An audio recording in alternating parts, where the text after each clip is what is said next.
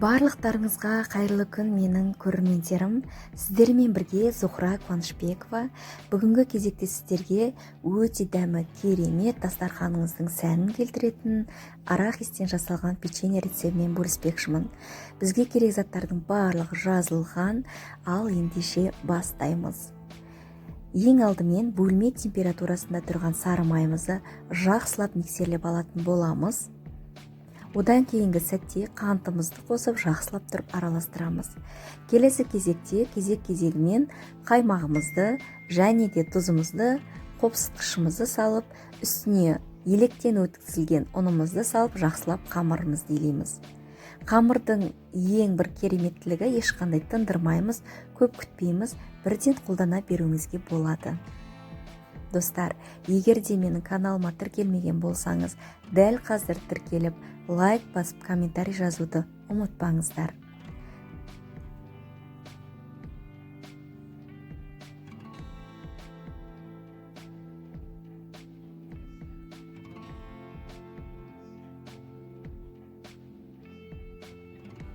Мінекей біздің қамырымызда дайын. Оны екі бөлікке бөліп, осындай жаялықта жайып шығатын боламыз.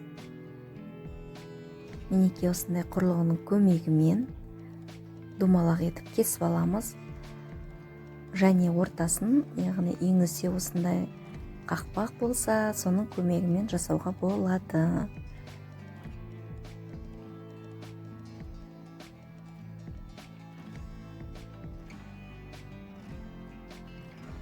Қалған артық қамырлардың бәрін қайтадан қамыр етіп жайып, осындай барлығын дөңгелек етіп шығатын боламыз.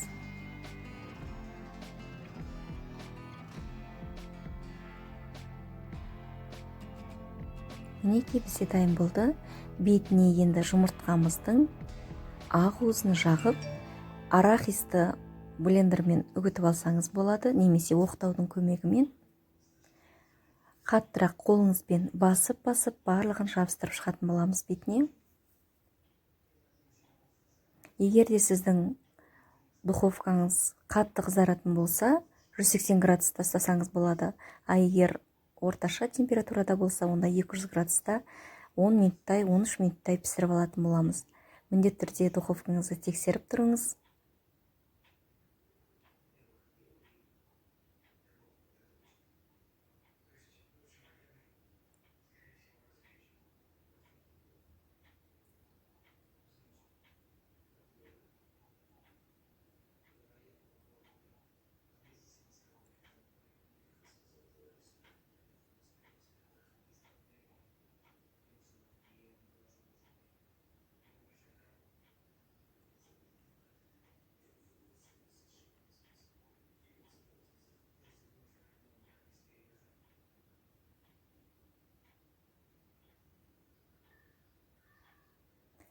Мінекей достар, біздің кереметте болған арахистен жасалған печеньеміз әп-сәтте дайын болды.